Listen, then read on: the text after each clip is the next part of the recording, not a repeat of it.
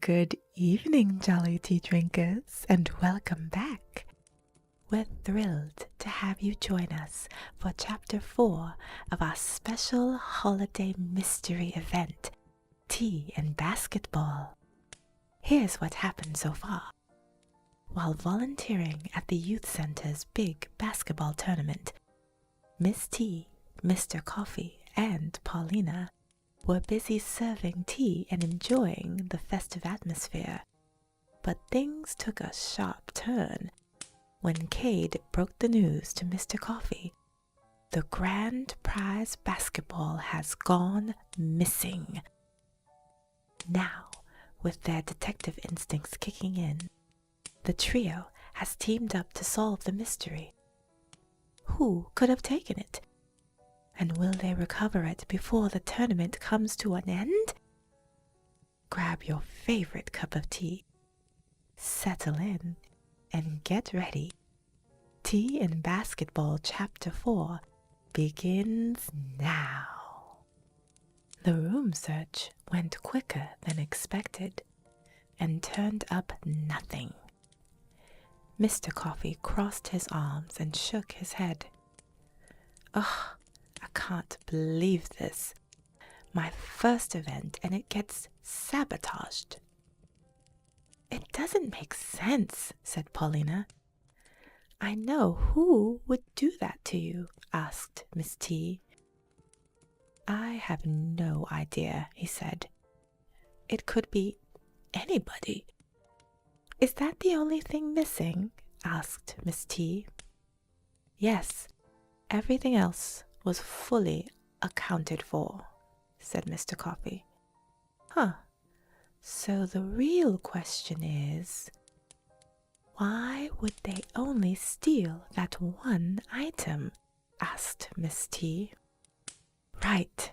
It's like they purposefully came into this room looking for that one thing, said Paulina. Did anyone else know about the prize? Asked Miss T.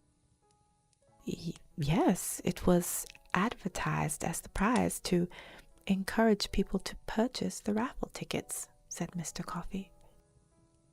So, said Miss T, that brings our suspect list up to hundreds of people, said Paulina. Yup, said Mr. Coffee. Yikes, said Miss T defeatedly. Oh, I'm sorry to say it, Sean, but with so many people coming in and out of the youth center, it's going to be nearly impossible to catch the culprit. She sat in a chair and continued to look around the room. Paulina stood in the corner, placed her hands on her head and looked up. Mr. Coffee paced back and forth. Okay, it's almost time for the drawing, said Mr. Coffee. Here's the solution. Instead of the ball, I give a check from the foundation as a prize. What do you think?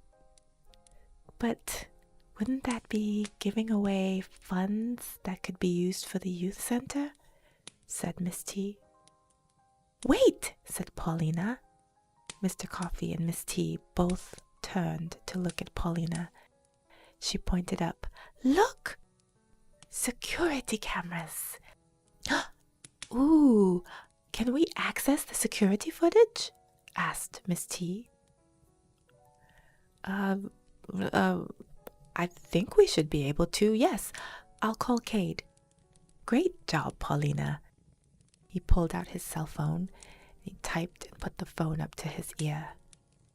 Why, thank you, sir, said Paulina, who did a playful curtsy. Miss T chuckled. All right, where is the security office? It's near the front when you enter the building, said Mr. Coffee.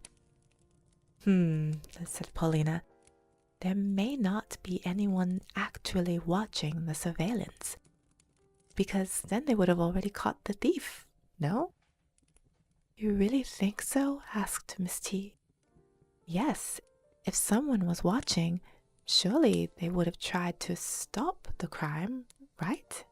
Said Paulina. Ugh, Cade isn't answering his phone. I'm texting him. Do you think we need him in order to get us access to the security footage? Asked Miss T. I'm not sure, but let's head to the security office and see what happens, said Mr. Coffee. The trio made their way through the crowds to the office.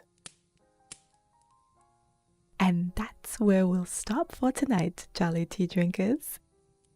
Ooh, the mystery deepens as the team tries to track down the missing basketball. But will they be able to access the security footage to get the answers that they need? And why isn't Cade answering his phone? Could something have happened to him? The plot thickens, and you won't want to miss what happens next. Tune in tomorrow night for Chapter 5 of Tea and Basketball as the twists and turns keep coming.